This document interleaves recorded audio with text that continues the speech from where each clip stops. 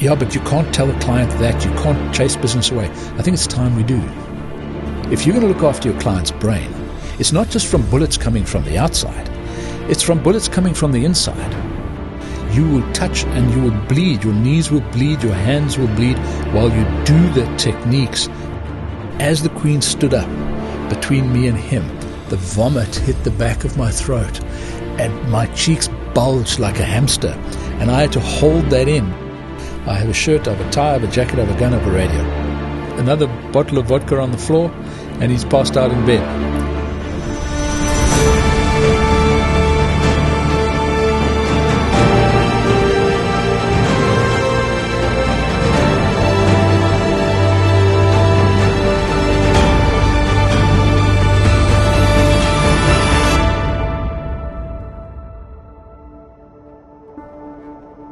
Timm, welcome to Poland. We're facing this opportunity to spend some time with you here. You are actually visiting Poland to penalize the to get all the last loose ends together before your upcoming course, close protection course in central Poland. So I could not miss this opportunity just to meet you face to face after obviously my exposure in close protection industry for 15 years.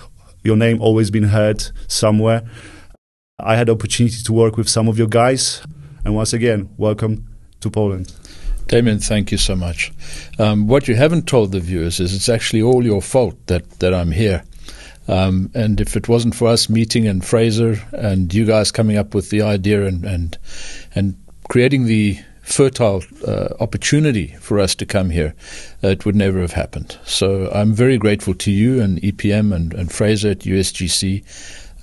It's been a fantastic way in. We absolutely have been overwhelmed by your professionalism in terms of running the advance for us and getting things organized.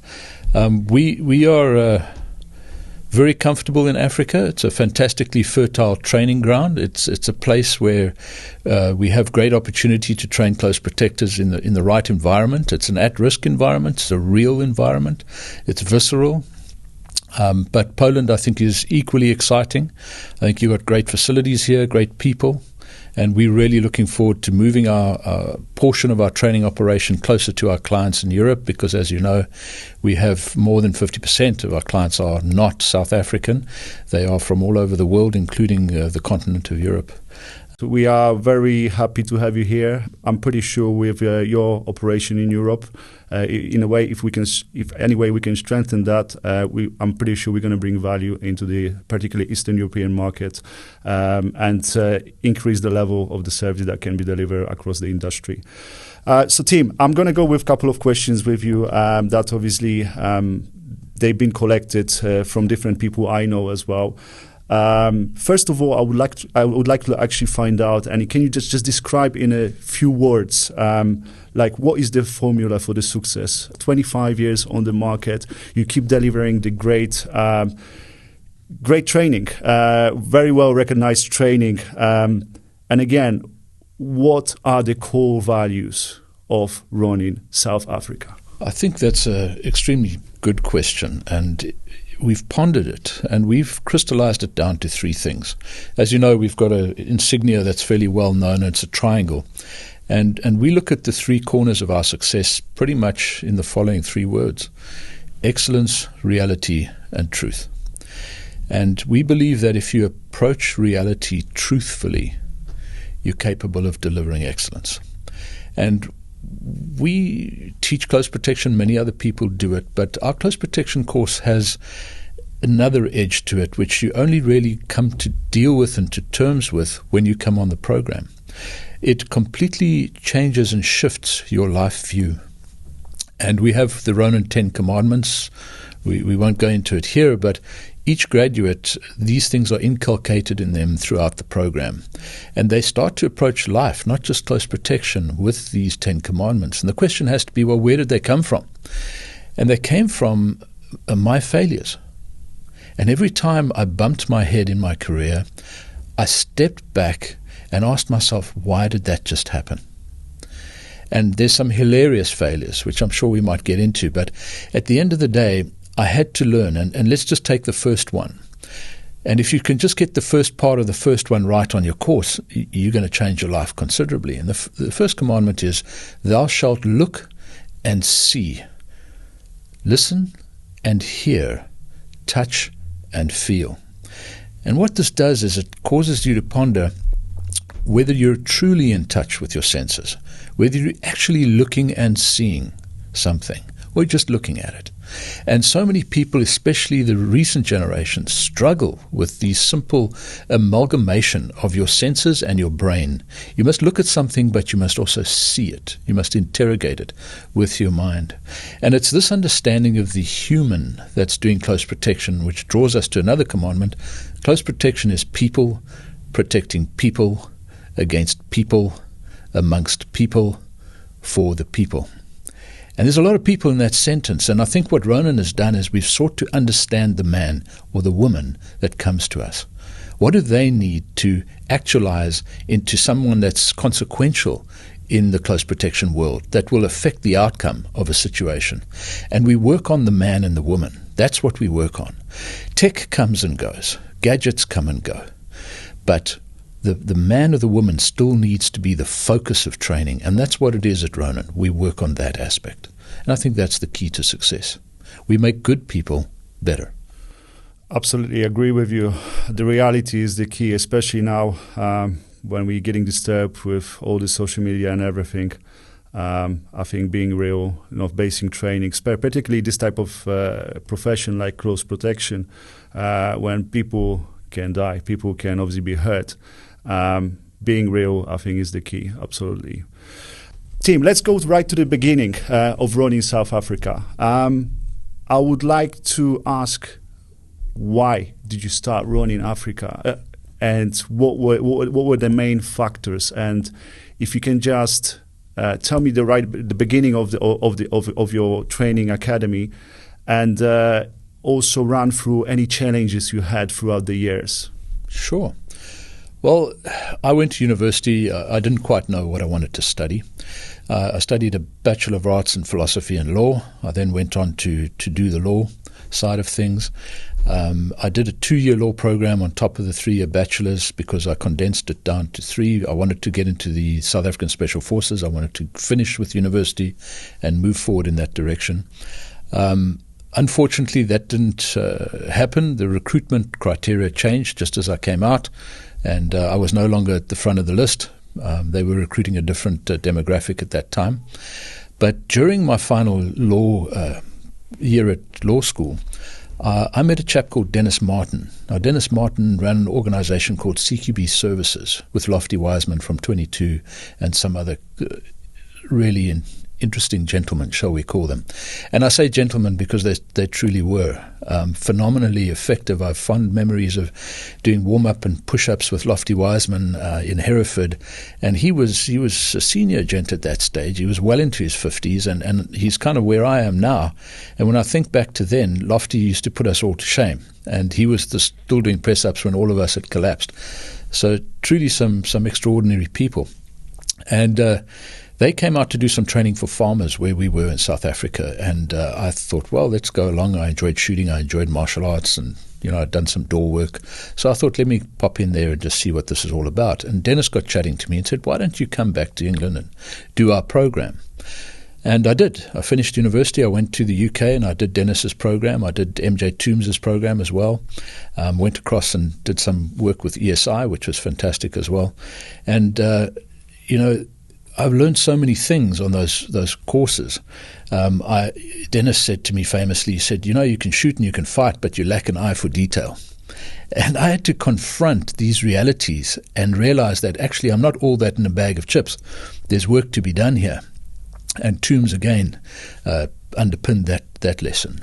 So I took those lessons back with me to South Africa, and no sooner had I landed, and I got recruited by the security branch of the South African police.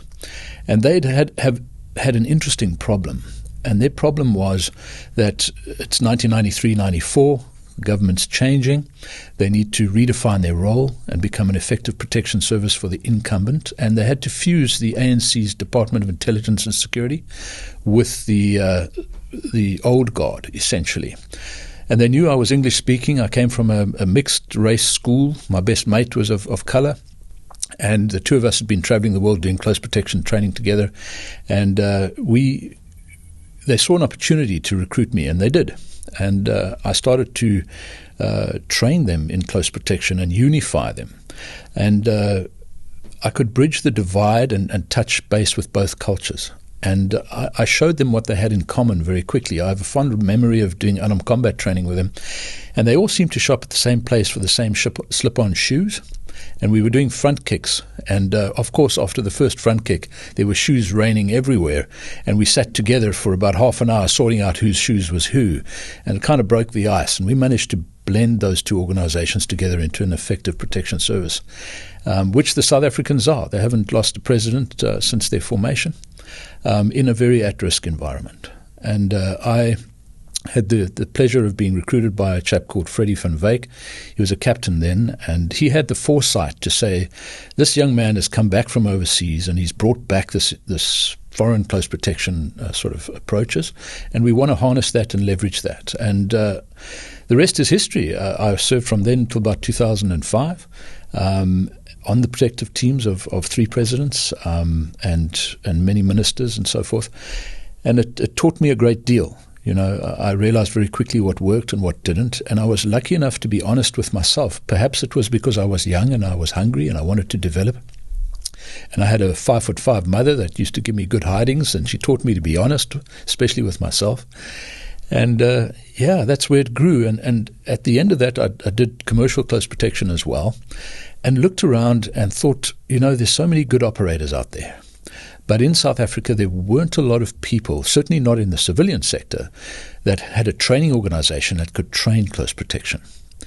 So I saw that niche, and I phoned a mate of mine in the British military and said, listen, I'm contemplating running a program. Do you have anyone interested? And he sent out 10 blokes that wanted to come through and train with us. I kind of did it as a once-off, thought it was going to come and go, and, you know, it was interesting. And 2 months later, he phoned me again and said, listen, I've got another 10. And I was, okay. And in 2000, I started that in 2001.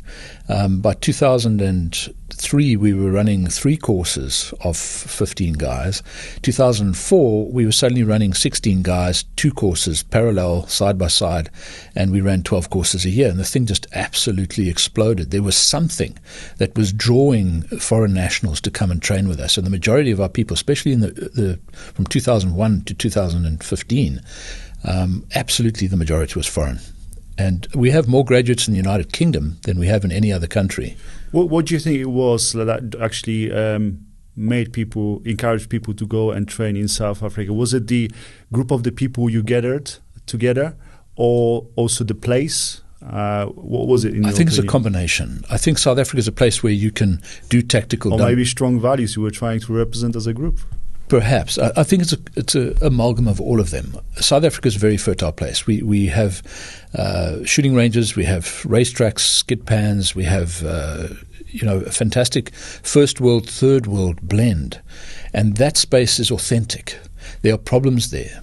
When they come to us and they go out on our ambulance, because we have an ambulance service as part of our organization there, and we go out and we help the poorest of the poor for free. We have an outreach project, and we help the government services service the tremendous burden they have on ambulance calls. They start to see that we're the real deal, if that makes any sense. We go into dangerous spaces, we rescue people, we're good medics. So all of those things is a certain authenticness of training down there in South Africa. And I think the Europeans and the guys from the UK and Northern Hemisphere with first world problems, one of the first world problems are you can't do this, you can't do that, you're not allowed to occupational health and safety this, you shouldn't be doing that, you shouldn't be thinking like this, you have to be in your safe little bubble, stay within this very narrow rules-based environment, and no, don't touch that, you're a millennial, you couldn't possibly handle it. And that environment is oppressive. And the youth are really struggling with that. They're not being trusted. They're not being tested. They're not being given a space to actually prove their mettle. And as a result, they stay on their computer consoles. And there's a certain percentage of them which just said, no, I know that there is authenticity out there. There's got to be a place where I can test myself, cut my teeth, and learn to hunt and be an authentic human being and protect others and get in touch with old-fashioned values. And South Africa, in a way, is isolated from the trajectory of the Western world in that those authentic values are still present. Oddly, we have tremendous problems in our country, but there is a core value system which I think people tap into and appreciate. It reminds them of the old days.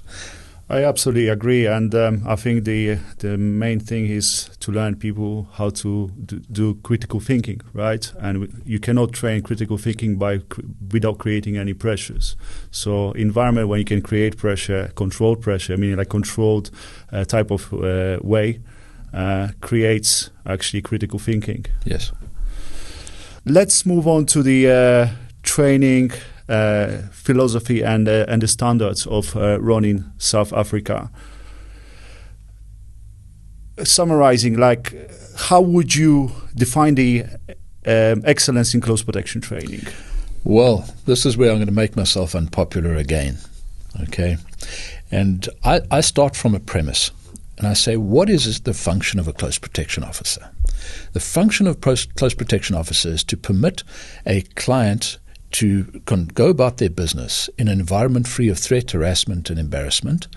However, if we really drill down further than that, and this is what people don't do, what is the client hiring you to do?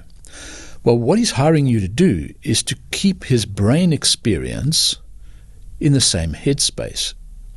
So his brain must be protected. His life, in his interpretation of it and his understanding of it, should continue.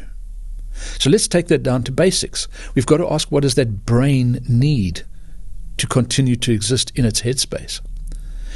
And when you start looking at it in that definition, you start realizing that the word is body, guard. And if you don't know about the body that you're guarding, then you're just a guard. And I had to wrestle with this early on F.W. de Klerk's detail. We ran into an event which changed my trajectory of my understanding of close protection. There was a guy that was slumped and kind of feeling like pale, sweaty against the wall of a luncheon at the Feather Market Hall in Port Elizabeth, and he was really not in a good way. He was having a heart attack. I didn't know that then. I had more hair, I was leaner, I was meaner, and I thought I was bulletproof. And I was standing there, and there was a little old lady with a glass of sugar water, and she was letting him sip this, and she was telling him, "Don't worry, the ambulance will be here now."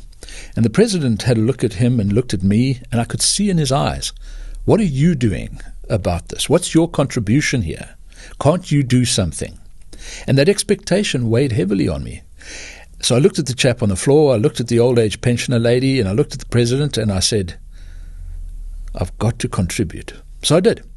Sir, don't worry, the ambulance will be here now. That was the extent of my contribution in that setting, the same as a dear little old lady with purple hair and a glass of sugar water. And it made me sit up and realize that when your client has a medical event, they have their heart attack, their asthmatic attack, their anaphylactic attack, their asthma, their diabetic coma, whatever that happens, it shuts down their brain. Something simple in London. Someone chokes at a high, fancy restaurant in London. 8 minutes, the ambulance will be there. 5 minutes, he's a lot more stupid than he was when he hit the floor. Now, if you're going to look after your client's brain, it's not just from bullets coming from the outside. It's from bullets coming from the inside. And he legitimately expects to stay brain viable in your presence. That's what a bodyguard does. It guards a body from the threat outside and the threat inside. And I'm not popular in the industry for pointing this out. But I don't believe we should be sending the British airsoft team to look after the ambassador in Baghdad. We would never do that. They're very good at airsoft.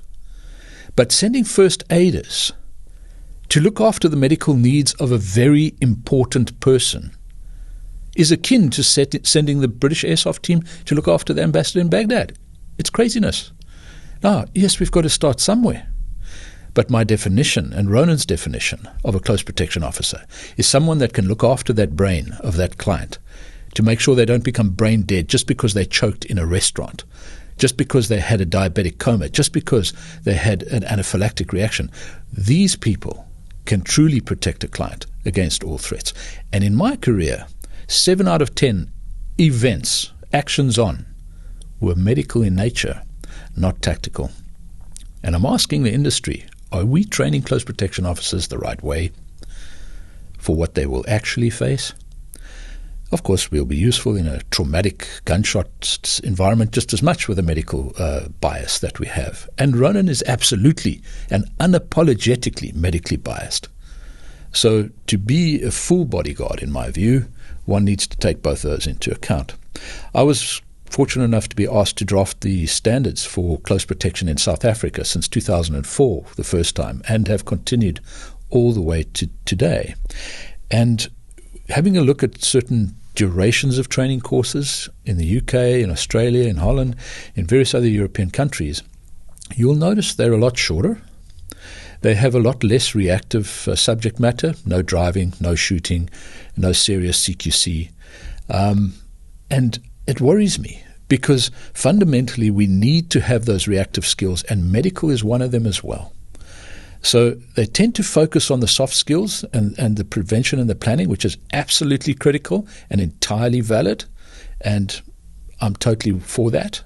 But when it ends up that the chips go down, how useful are you then? What skills do you have in your toolbox? And I think a balance between proactive and reactive is responsible and appropriate when we're dealing with clients' lives. So in a nutshell, that's my view of close protection and where the focus should be.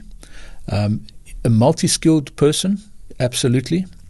A balanced person, absolutely. A ethical and moral person, absolutely. A person capable of seamlessly and in an invisible and a camouflaged way moving in high society, absolutely. When it comes to medical, like especially with the current social media and everything, people do stuff that looks cool, right?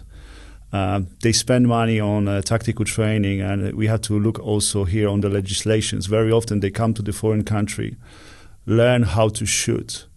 They go back to the country thinking like they have a new skill, and they literally undermine their medical knowledge, where actually this is something what would save life in their countries. Yes. But they actually decide to focus on something else, something that looks cool, and tactical running on the shooting range, and when their medical side is on a lower level. Let me give you a question in return, because you're asking the questions today. Let me ask you this one. How many times has the South African Close Protection Services of the South African Police utilized their firearm during the execution of the protection of a president since it was founded in the late 40s?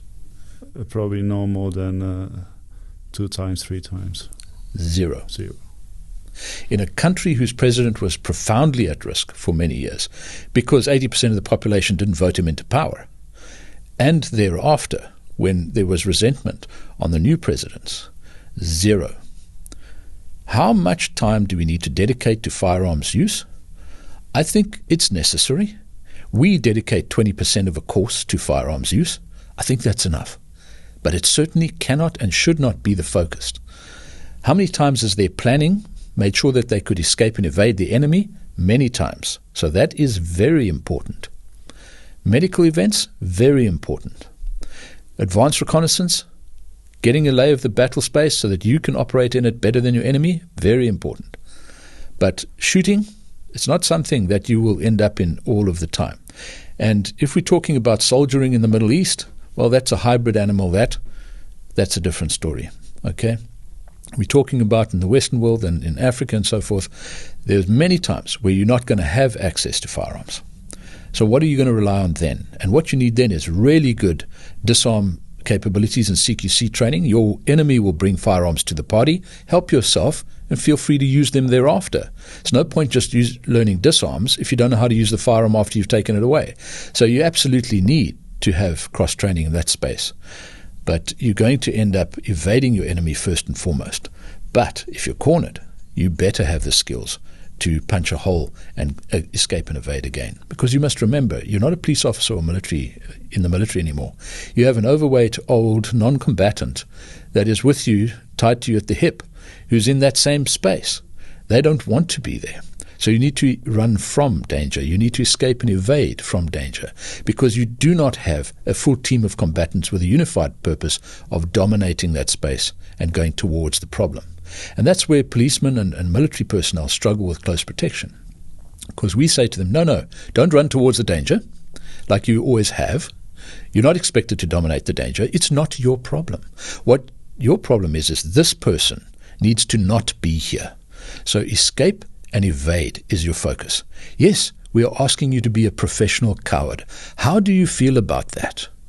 And that's the wraparound you've got to get your head around as a military or police veteran. I need to run because of who I'm with. De-escalation. Absolutely. You need to avoid the problem. You need to evade the problem, because that's the only way you're going to win. Second place is available if you can really fight well. Third place, you don't want to come third. First place is off the table as soon as you go physical or tactical or kinetic. So you want to get first place by good planning, escape and evasion. You want to surprise your enemy every step of the way. What sets running graduates apart from others in the field of close protection? You mentioned about the 10 Commandments. Do they actually project on their behavior later on in the field of close protection? I'll give you an example. Yes, it does, and beyond. I get emails every 2-3 months saying, Tim, I just want to thank you for the tremendous transformative change that took place in me on your course. You gave me great skills in close protection. I had a very interesting career for which I'm grateful. But I just want you to know that those 10 commandments that you beat into us on course, those put me in a position that I could transition into my new career as a long-haul pilot for Qantas. If it wasn't for what I learned on the course, I would never have made the grade. So these things go on and linger on well past your close protection career. There's a certain personal transformation that takes place on course, which you didn't pay for, you didn't know you were going to get, but it's a bonus and it shifts people's lives tremendously. And also, I believe you have 5 weeks to install these commandments in their head, where any other training providers, they normally spend around 2 weeks to expose them to the training. Absolutely. I mean, I can't criticize a 2-week course, because my courses in the 1993 were 1 week long, bar ESI, which was 4 weeks at that time. So ultimately, we need to have a strong look at how long we are exposing our candidates to the skills base necessary for close protection and the ethics base and morality base of close protection, because there's many times that you have to face difficult ethical and moral questions in close protection, and we need to mold the person and prepare them for those instances. And I think Ronin grads, let's look at it. They have to come all the way to South Africa. It's a dangerous place. So these people are self-starters. These people are brave. These people are coming to us with a desire to learn and taking a chance on their own development. All of these things are positive. So being so far away... First stage of the recognizing the right candidate. There you go. Just by virtue of what they have to go through to find us and get to us.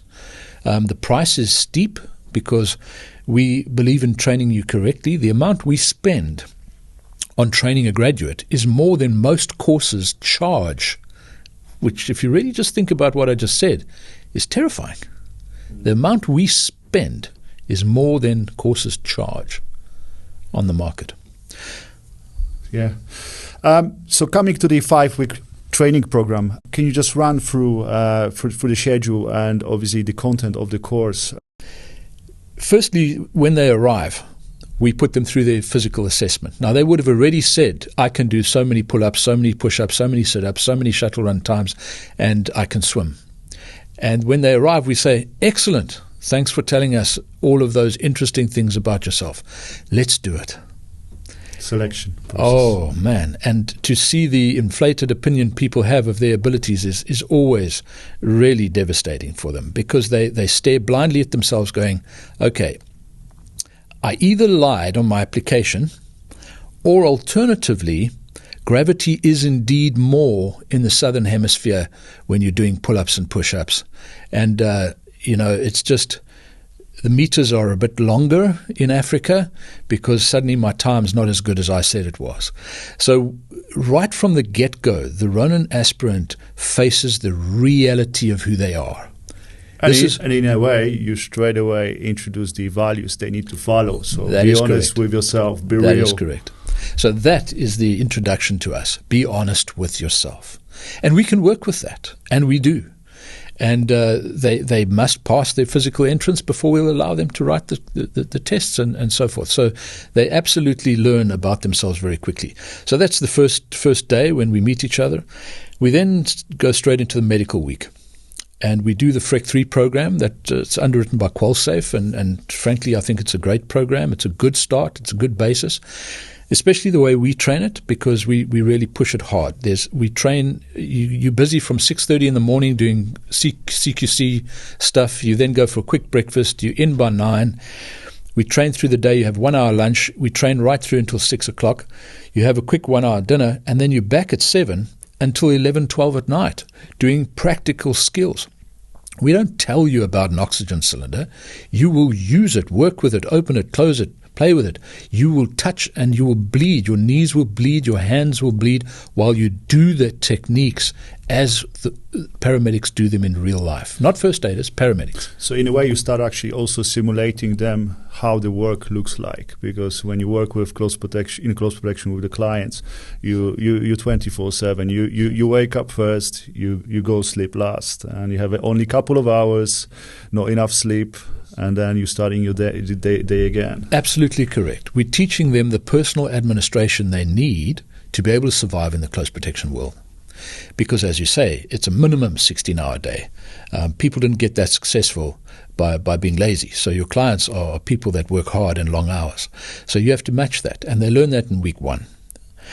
The next week will be operational planning, reconnaissance of venues, pedestrian escort, planning of operations. So we take them through that full process, and we don't leave them hanging. We have an operational template we train them on, so they have something when they leave so that they can refer to and utilize.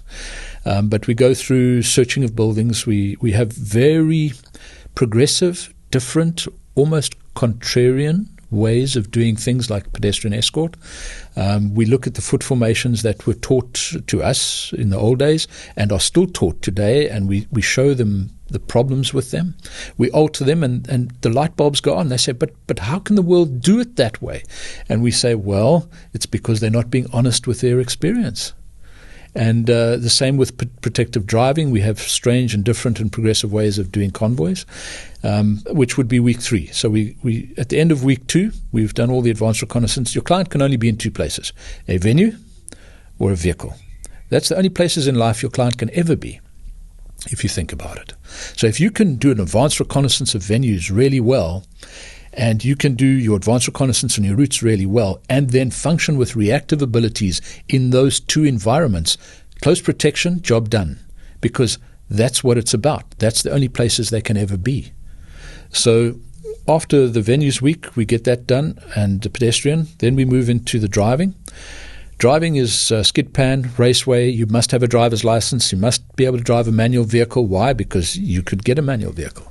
So you can't say, oh, in an emergency, I can't drive this. I don't know how to do the clutch. No. You need to be able to drive any vehicle. So we are very particular about our driving training. We believe that getting a client from A to B in a comfortable manner is very important, but also equally so doing anti-ambush stuff, which we do on a racetrack and a skid pan. Week 4 would be shooting. We take you into a dynamic shooting space. Those of you that have shot a firearm, that's great, but can you move, chew bubblegum, breathe, and shoot a firearm at the same time? So we take you into that. We take you into a killing house, or what is the polite word in Europe? We're not allowed to use the word killing house. I've been reprimanded many times. Shoot house. No, even that's too aggressive. A tactical house. Okay, house. There we go. That's more tactical acceptable. Simulation house. Simulation. That's a much better view. Except there's not much of that because all live. So once we've got you through that, you're exhausted because, again, low light shooting well into the night, it's rough. But rewarding, and they walk away. Even our special forces guys that come to us for our training program walk away saying, this stuff should not be in the civilian domain that we are teaching. And the reason we screen our candidates so heavily is because we want to ensure that it's not going to move into the wrong hands. So we're really tight on our screening process. To get onto the Ronin course, you need to have your ducks in a row. Then operations week. And some people say the 5th week they learn the most. But it's not really that they learn the most. It's that everything we've taught you comes together in a operation. In fact, 2 operations. The first operation, the trial operation, you make all of the mistakes that you're going to make. And we tear you apart, we debrief you, we show you the madness of what you're doing. And they realize quickly, okay, this is how we should not do it. This is how people generally do it out there, but we see the problems. And then the final operation, they bring that knowledge and they blend that with themselves, and they deliver a great operation. Now, we've got to remember, in Cape Town and in Poland, it'll be the same. These people are being briefed to run a 16-man detail on an extremely fussy client who themselves was a close protection officer with extremely fussy clients and knows every single thing that that client is going to do to you, and then some, because they were on the other side as well.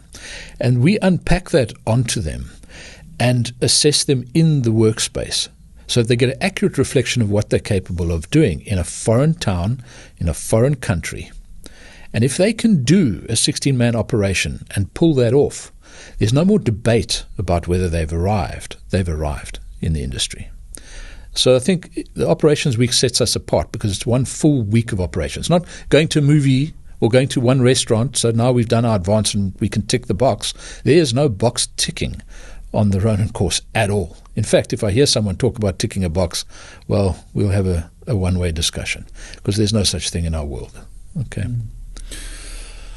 Coming to your curriculum and teaching process, have you had any major changes in your curriculum over the 25 years according to the changes that happening in the world, the incidents with every case is a new study where we can analyze if the techniques are working, if whatever we've done was done in the right way. Recent even shootings of the Prime Minister in Slovakia and all the others.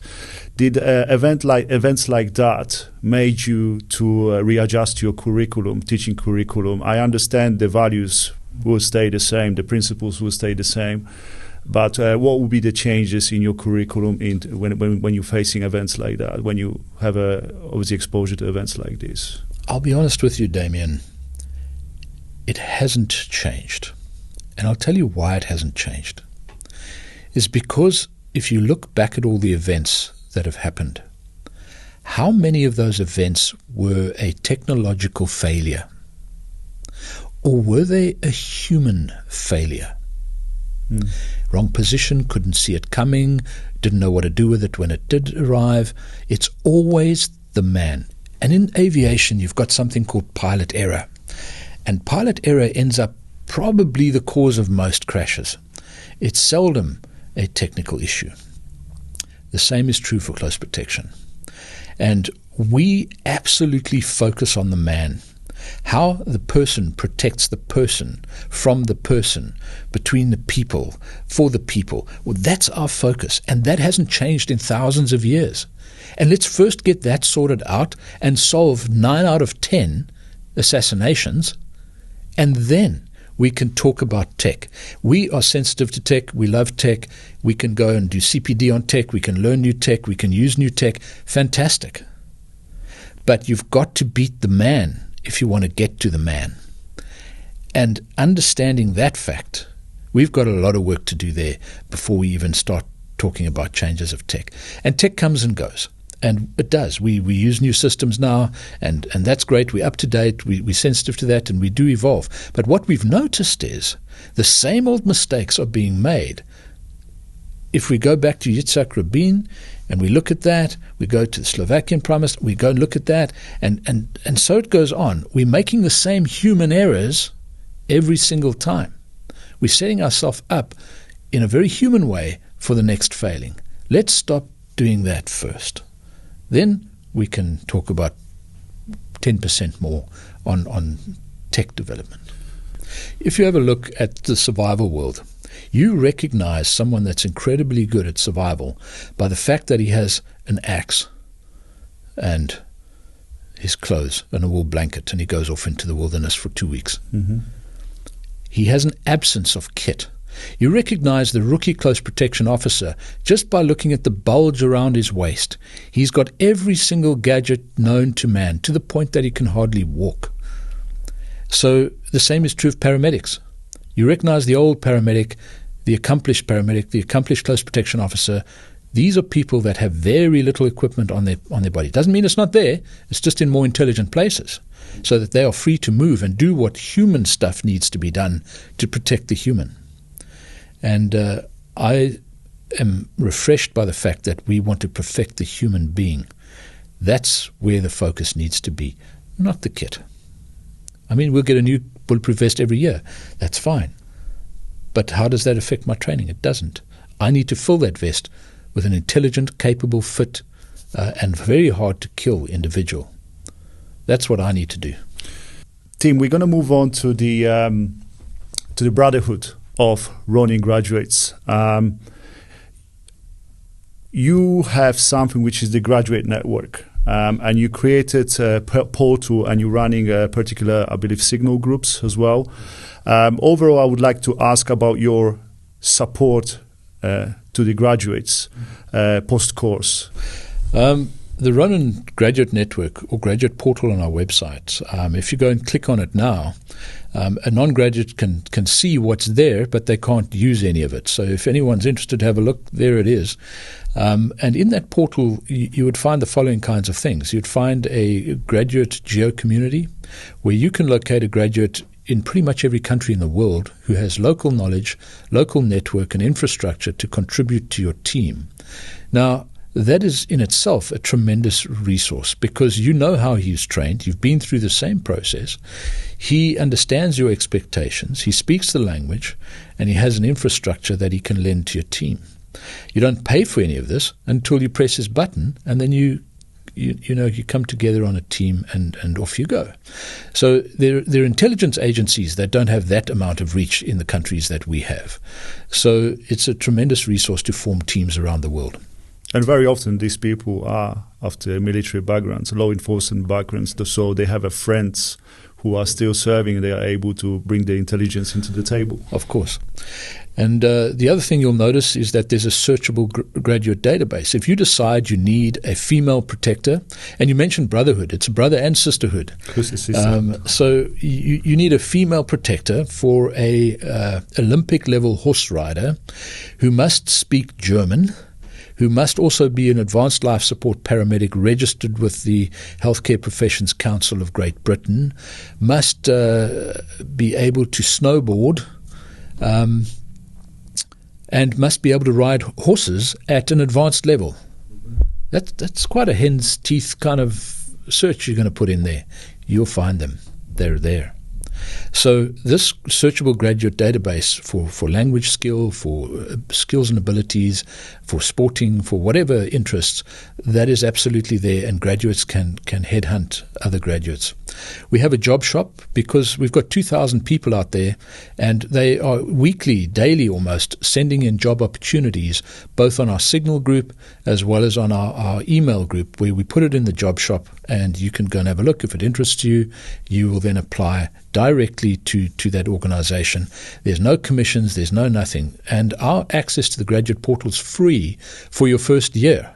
But from your second year, you have to pay. Well, what do you have to pay? 10 euros a year. Why? Because you help maintain the database so that the guys just coming into the industry can have it for free as a welcome into the Brotherhood.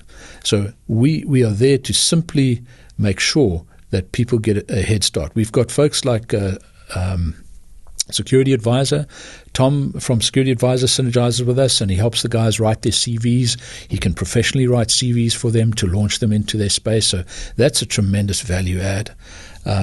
We've got graduates that have gone on and done really interesting things, like Fraser Coleman with USGC and mutual friends. And OPSCON. Absolutely. I mean, you guys have put together an initiative, which is all the things that the Run Brotherhood is, but with an even wider reach to accountants to set up businesses and contracts. And recruitment agencies and further driver training and hospitality training and various add-ons that the OpsCon Collective can launch people into their new career. And Fraser is doing it because of the launch he got from us and what we taught him and what he's achieved, which is tremendous out there. And he's just trying to give back. And it's that give back mentality which is so profound within the Ronin space. And the Signal Group is buzzing daily. Who can get me an armored vehicle in, where was it? Hong Kong, I think, the other day. And yes, sure, I've got one. You can contact these. It's constantly talking to each other as this brotherhood. Timm, is there any particular story that stuck in your mind when it comes for, like, graduates helping each other? I think there's so many. I mean, you've got graduates placed in serious companies like Gavin De Becker in the States that have helped grads in that space. You've got Ellen who works for Pinkertons, who again helped people into work. They're forever helping each other, and you just have to be on the Signal Group for a day to see that. For me, graduate success stories are always something close to my heart. And I remember fondly a Swede who came to us, and he struggled. He didn't manage the SWAT side of things. He had to come back for SWAT week again. He did. He passed, and he was solid. And he disappeared. And within 3 months, he was, through the grad network, posted in Mogadishu.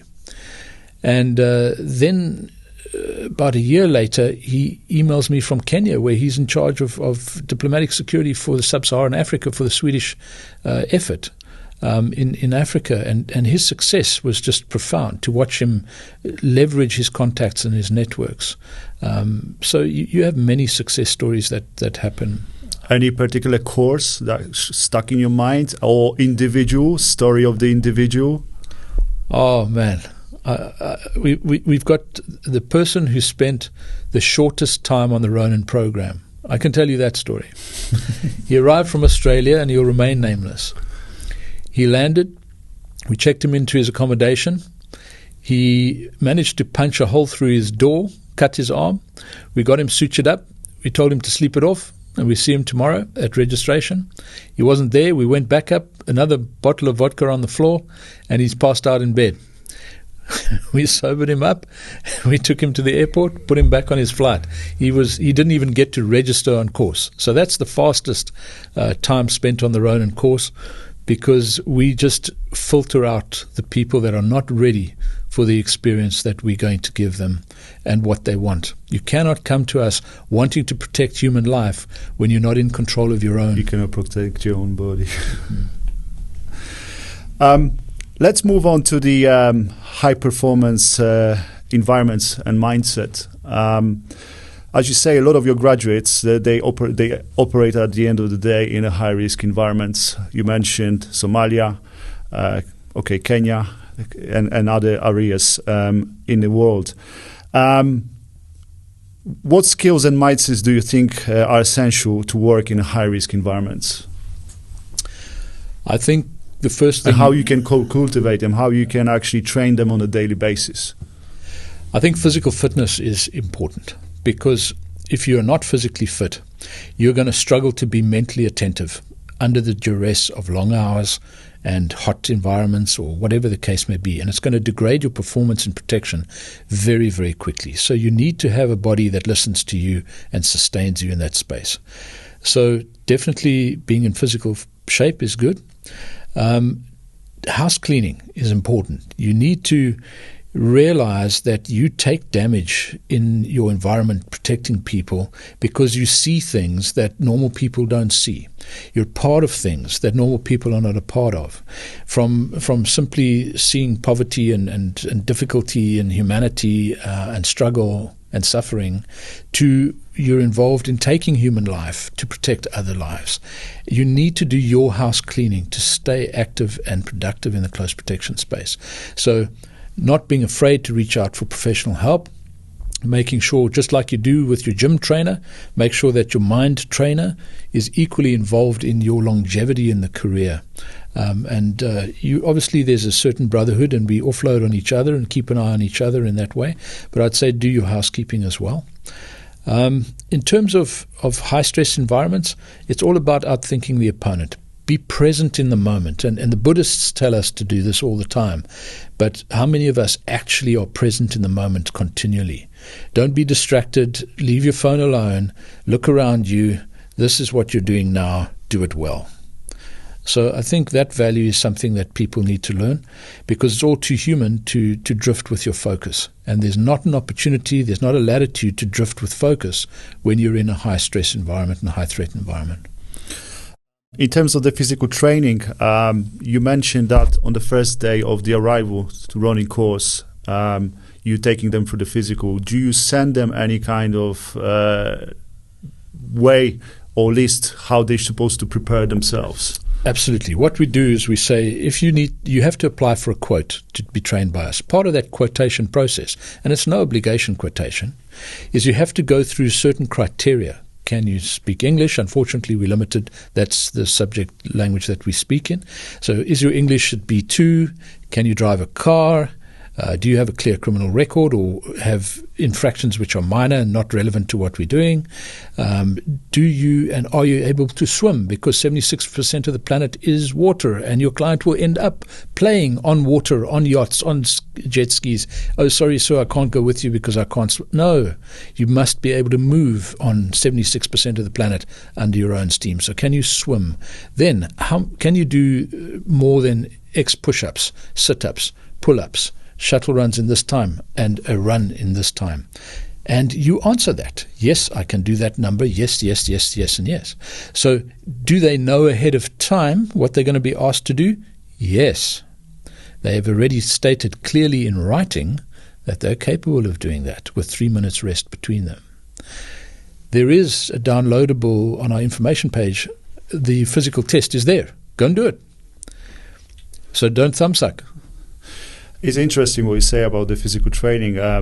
Throughout my years of experience, when I was deployed, different continents, very often I was running in the morning. And it's actually, what is interesting, like when sometimes the client sees you, like, I mean, I was waking up much early just to go for a run, refresh my mind. Very often I was coming back to the hotel and you could see the staff of the client, or the client even sometimes looking at you from the balcony that you're just coming back from the run. And it's very interesting how actually they engage later in the conversation, because they see you looking after yourself. You're looking after your mind, your body, and very often that is a great opener for the conversations. And moreover, very often you can even influence the client to start changing their own routines in the morning. And I had a couple of situations like that, and I think this is one of the rewarding things in our profession. Let me tell you a funny story about running. Now, I always used to believe if you can fight, you don't need to know how to run. I was younger and I was assigned by the police to the protective detail of Queen Elizabeth. And I was protecting her and in the follow vehicle behind her. And we had a problem with the crowd clustering around the cars. And we were eventually given the order to debus and flange the vehicle. So we had to run next to the car as we were driving down this long road in Port Elizabeth in South Africa. 36 degrees Celsius. And I was on the Queen's window, and the folks came rushing in, and I would push them away, move them away from the car, and keep running. Now, myself and my colleague Louis, we weren't runners. The colonel and the other colonel from the SF, they're both runners. They love running. So they were looking breezy. And the driver came over the radio net and said, "Come on, fat boy," on his mic, because he knew we were struggling at the back and hanging out. And he put just a little extra kilometers for us to keep sprinting. Now I'm in a suit. It's 36 degrees. I have a T-shirt underneath. I have a bulletproof. I have a steel plate front, steel plate back. I have a shirt. I have a tie. I have a jacket. I have a gun. I have a radio. Right. Now I'm sprinting 3.6 kilometers. Doesn't sound like much, but sprint, throw, catch up, sprint, throw, and get there. I open the door for the Queen at the debus point. Now, you stop running dead. The salt had sweated through my steel plates and was on the outside of my jacket. And I opened the door, and there's a photographer looking at me straight over the top of the Rolls Royce, and he saw what I felt. And as the Queen stood up between me and him, the vomit hit the back of my throat, and my cheeks bulged like a hamster. And I had to hold that in because it was going to be Pulitzer Prize stuff if I vomited on Queen Elizabeth on that day. And in that moment, when I swallowed my own vomit, I said to myself, Tim, you need to get in shape, son. You need to be able to run, because sometimes it's not about fighting, it's about running. And that was when I realized, hang on, there's something to work on. Absolutely. Timm, about your legacy, what is your goal? What kind of legacy would you like to leave behind? I know Ronnie's got a couple of good years, or to run, and again, we would try to, obviously, of course, support you here in Eastern Europe with this as well. But what would be the ideal legacy for you that you want to leave? When you look at what close protection is, we are the ultimate bastion of democracy. I would love to watch the youth, the young ones, the upcoming ones, protect their leaders and protect democracy by ensuring that leadership is changed based on merit, not on opportunity and violence, but on voting and the democratic process. So we stand in the shadows of history as close protection officers. And if it wasn't for us, history would be vastly different. And I am humbled and privileged to train the next generation to take over the mantle from us, to protect the elected leadership and the value set that goes with that. So for me, that's the legacy I want to leave. Make good people better and allow them to pass it on. Relating to that, what you just said, don't you think that also the clients, the people we are protecting, they're having less and less knowledge about what should be really done, and the protectors, the close protection officers, being pressured by the clients very often, undermining the close protection work? Absolutely. But the one begets the other. Because they've become accustomed to a certain way of doing things, they feel that that is the way it is to be done. We don't tell the doctor how to treat our illness. We have the final choice, but we don't tell the doctor how to treat our illness. The doctor tells us how to treat our illness. And the same needs to return for close protection officers. We need to educate our client respectfully and show them that it is in fact in their interests that they take on that education. And we do so that they can leverage the bang for the buck. Because if you're going to make me carry all of your shopping all of the time, you haven't understood that hands kill. So there's two sides to that coin. Name a way you can kill me in under 10, 15 seconds before other people get involved or I run away without using your hands. You simply can't. So, how dangerous do you want me to be, sir, when the adversary comes? Because if I have my hands busy, I will have a grasp reflex. Everyone says they'll use the bag or they'll put the bag down. You won't. We've done the experiments. You don't. You try and use it as a weapon, you wave it around, it pulls you off balance, you don't access your weapons, you just hold a bag throughout the assault. So as a result, the client understands the value of not taking your hands, because if he does, he's shortchanging himself on your ability to protect. You'll facilitate those bags to be moved back. There are ways to do it, and we apply our mind to that. But you've got to shift the mindset of your client, working with one person. So I can see 180 degrees at any one time, and I can guarantee you the attack is going to come from the 180 degrees I can't see. This is a fact. Mm-hmm. You know it, I know it, history shows it, the assassinations. Let's look at Rabin. There's one for you. Okay? It will come from where I can't see. Now, we can solve that by having additional personnel. We work at least with 2 people. So for the first time, we can see 0 to 10 meter bubble with arcs of observation and intervention, and we can honestly protect you from any attack within 10 meters. There's a start for you right there. But if you want one person, they're an accessory. They're for carrying shopping. They're really not going to be effective. Your money, your choice. And if you are going to ask for one person, please don't hire me as a close protection officer. I have a friend who's a bouncer. He's quite big. He looks scary. And he can carry a lot more packages than me. And I will put you in touch with him. Because close protection is not what you're doing. Okay, and but you can't tell a client that. You can't chase business away. I think it's time we do. Because ultimately clients are seriously putting their life in your hands. You have an obligation to them to tell them that you can't see it 360 degrees, because otherwise you're taking money on the pretense that you can protect them. We will do whatever you want. It's your money, it's your life. But I will not, this is the crux, I will not disrespect you by taking your money without you knowing the full consequences of your decision. I have too much respect for you.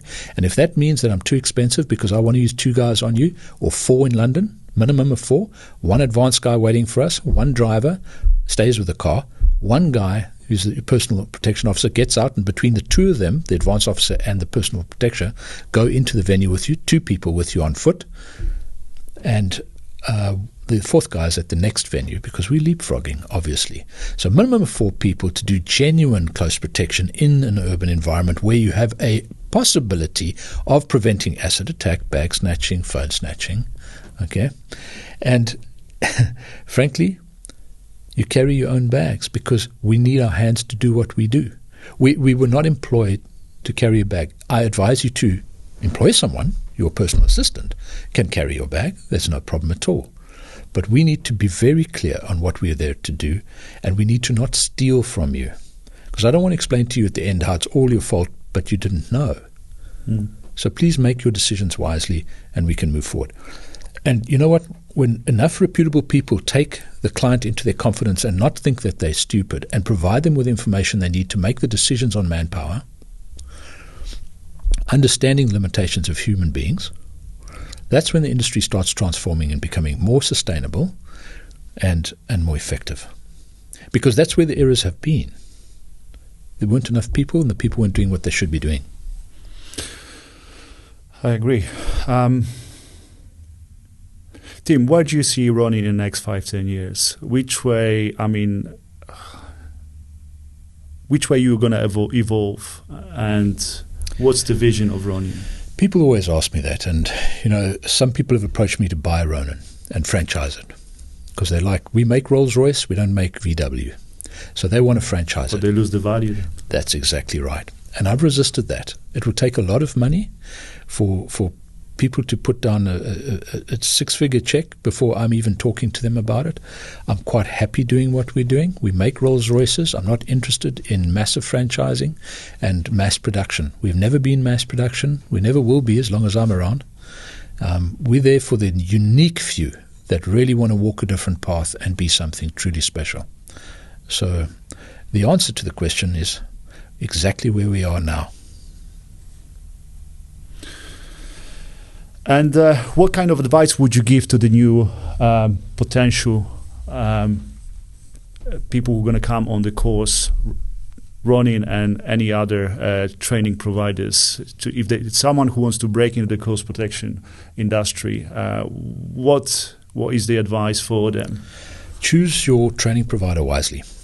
I'm not going to say Ronin's the best, and I will never say Ronin's the best. I can't say Ronin's the best, because I have not done all of the rest. So I'm not going to stand here and tell you have to come to us. All I will say is this: make sure you compare apples with apples. Think about what we discussed earlier. Will you be given all of the reactive and proactive skills to protect the brain of your client? Because you're going to need them. Do they have strong medical? Do they have a driver program? Do they have a shooting program? Do they have a hand-to-hand program? Not a non-pain compliant physical intervention nonsense.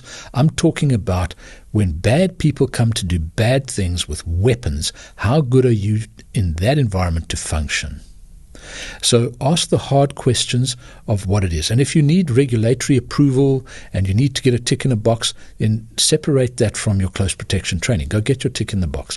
But when you really want to get trained to be able to do close protection in environments that require close protection, then choose very wisely on who you go and spend your money with. I mean, just commenting on the price of the course, looking at your competition, currently they're around, let's say, between €2,500 to €3,500, euro, okay? But they're providing 2 weeks training your training is 5 weeks. So if you double that plus add extra week, it's pretty much the same time. It's the same money, but the exposure to the training is much longer. We prefer to be a holistic trainer, one-stop shop.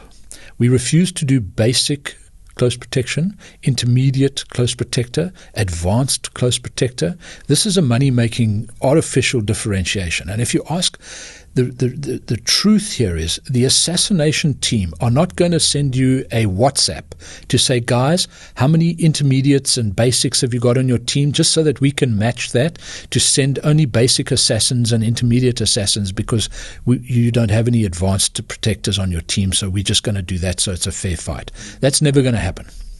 So you never know what the skill level is of your adversary. So you can either protect a client or you cannot protect a client. So we put everything in one course. We give everything that we've got to you. And by definition, you're going to be way better than us at the end of that, because we plow all of our institutional knowledge over the years into you, and that's your starting point. That's your benchmark. That's your beginning. Imagine how good you're going to be in 5 years. So that's how we see it. We absolutely don't go for anything less than the full complement. And you're quite right. If you do the mathematics and you see how much time we spend on you, it's the same price as the shorter courses, but it is a more thorough and honest version of what you need. Absolutely. And obviously I was involved with, just getting the things ready here in Poland for your course in August, and pretty much have clear vision, and like I'm saying, being in this type of profession for 15 years, cooperating with a lot of different people, companies, training providers as well. We used to cooperate with different training providers. This calculation came to my mind straight away. You're actually not more expensive, and you provide, because again, your training is 5 weeks. You're going to pay €3,000 with the other training provider, and it's going to be 2 weeks training. Again, what they're going to do through that 2 weeks is it going to be just the basics, like you said. They have the advanced courses, this, that, whatever, and very often what I see, people come from course to course. In the moment they finish one course, they feel like, okay, they don't have this brotherhood of the people, and never pick up the work. Yeah. There's a lot of people like that. They have very extensive CVs when it comes to the courses, but when it comes to the exposure to the real life experience, it's lacking very often. Absolutely. Look, continual professional development's a good thing. So by all means, go to Thunder Ranch and throw some cash at some shooting. Go to the different driving agencies. Go and do a little bit of professional development, and that's a good thing. But also what it does, I believe, Timm, that they start relying on the tactical moves only, not human interaction. Again, the real life experience, meaning when you work with the client, teaches you how to talk to this client. Correct. Teaches you the gesticulation, teaches you how to maybe manipulate that client as well in a positive way of the meaning of that word. Yes. Okay.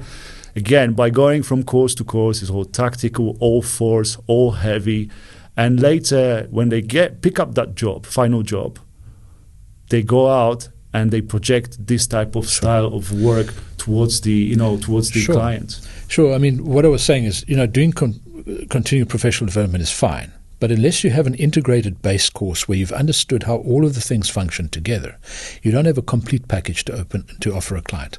And in your arrival at Ronan, we always do the same little exercise, and we say, okay, you are a client, and I'll be the client. You tell me why I should hire you as a close protection officer. You can presume you've passed the Ronan course. You tell me. And they all go into, I'm ex-military, I'm this, I've done this, I'm lethal, I'm Krav Maga, I'm that, and all these interesting things. And I listen attentively to them as a client, and I say, you're not hired. Next, please. And they go, but why? You've got to be very careful, because a close protection officer, the fact that he has to hire you is a severe indictment on his male ego. You can't protect your family. How do you feel about that, big man? And if I come there and tell you how tough I am and my tactical and this and that and Thunder Ranch and I'm the guy, all I'm doing is diminishing you and making you resent and hate me. But if I say to you that I would be honored to stand next to you in the protection of your family, that is a different mindset.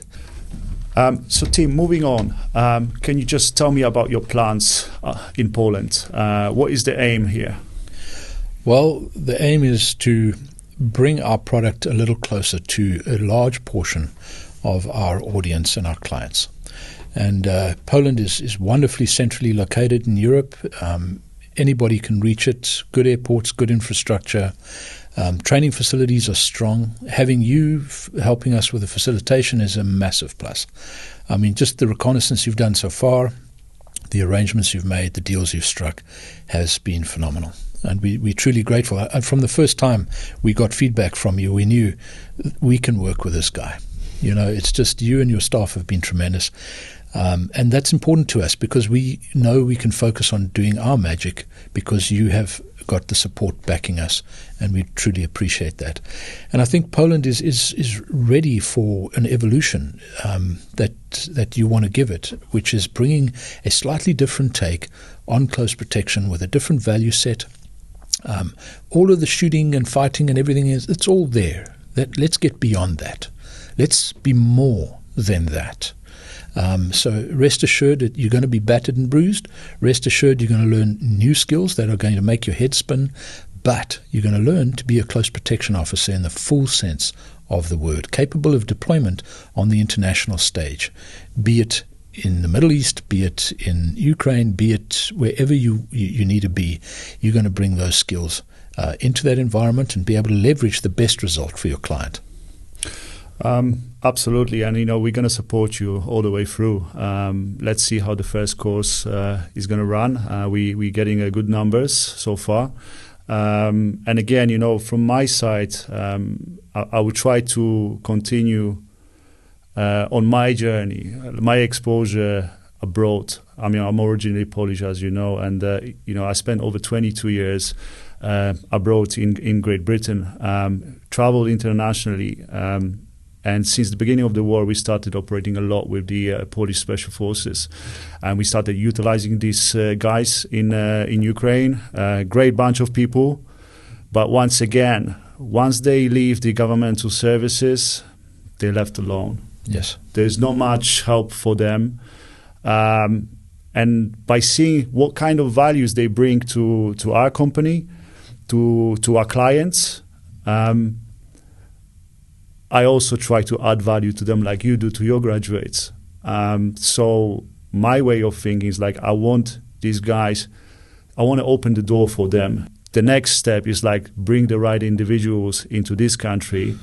Yeah. Because it's a big market. It's a big market, especially Poland becomes very important when it comes to security, because of the conflict, because of the individuals who are coming for the business to this part of the Europe, because of the Ukraine.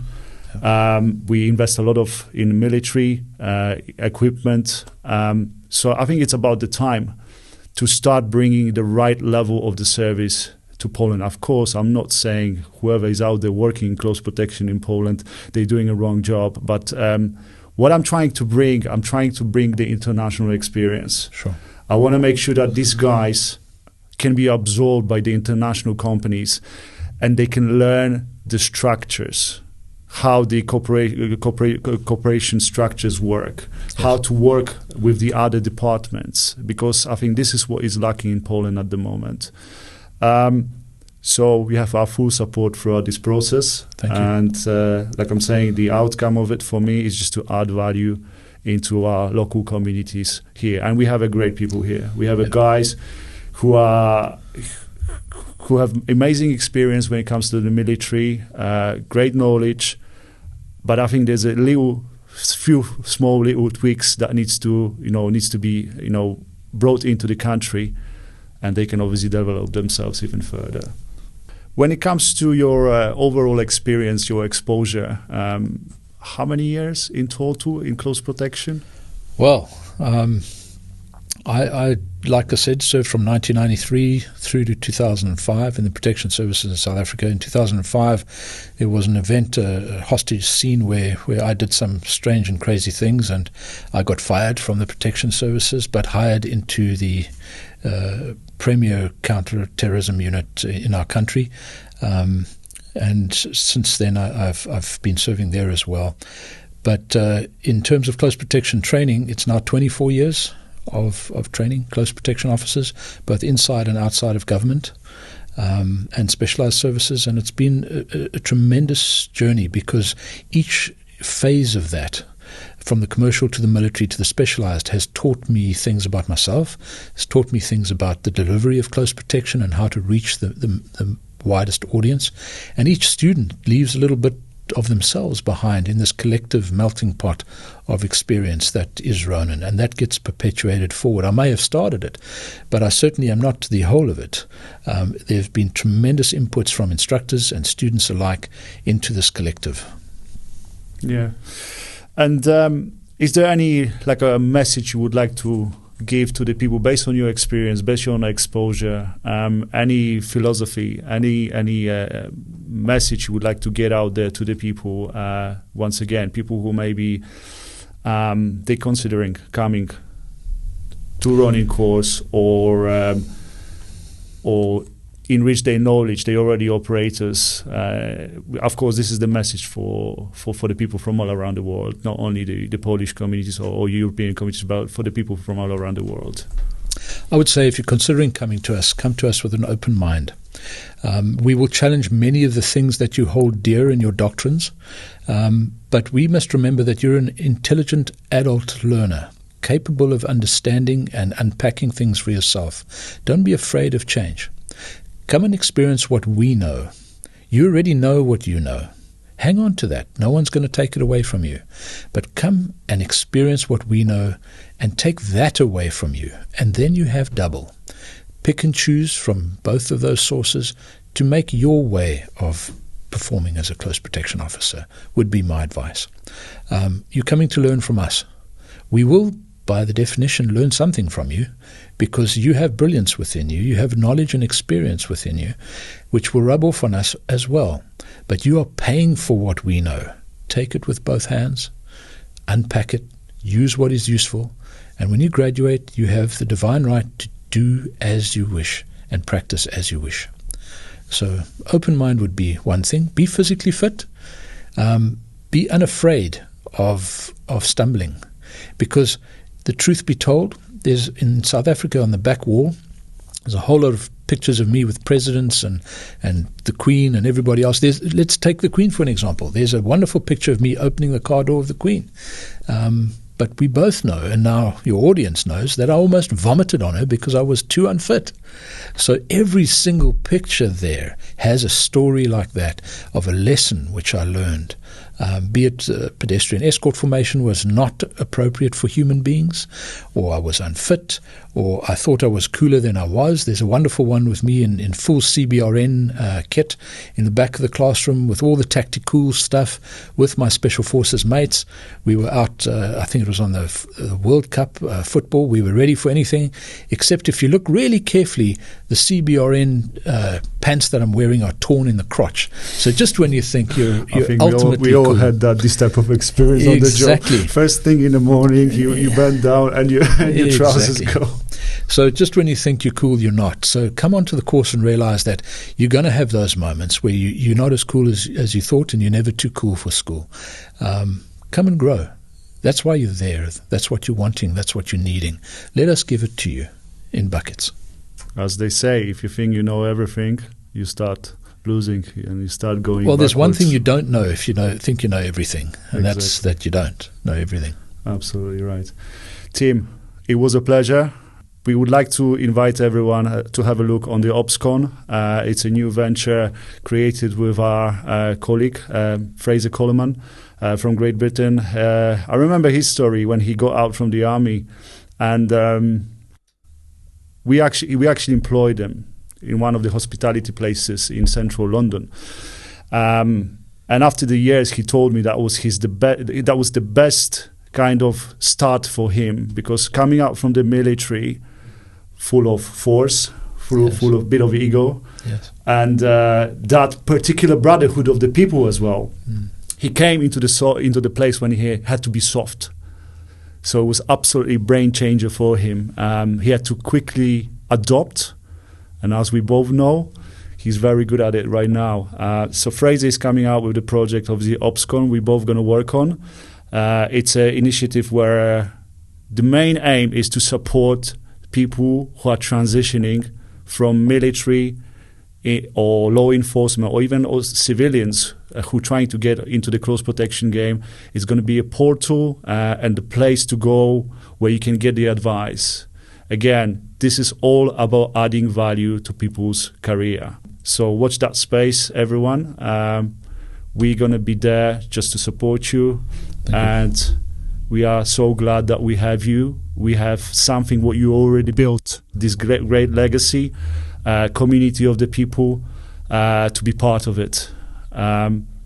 Let's build something together. Let's bring value into the close protection world. Thank you. It's a very humbling privilege to be associated with you guys, and we fully support OpsCon. It's a tremendous initiative. It builds on what we were doing already, and it's just fantastic to see grads doing that kind of thing for other graduates as well. Timm, thank you very much for your time, and let's move on with the project. Thanks, Damian.